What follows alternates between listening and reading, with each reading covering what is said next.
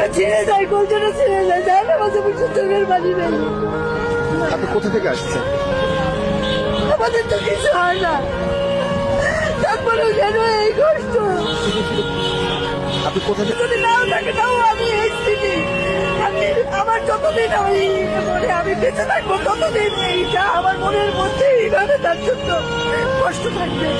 এটা বললাম না, আমার সন্তান যেভাবে, আমার মা যেইভাবে মারা গেছে, তার জন্য যেরকম আমরা কষ্ট পেয়েছি, আমি এইভাবেই আমার এই কষ্ট।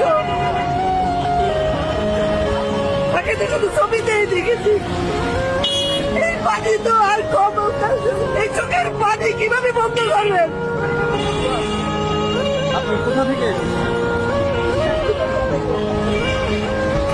আসছেন?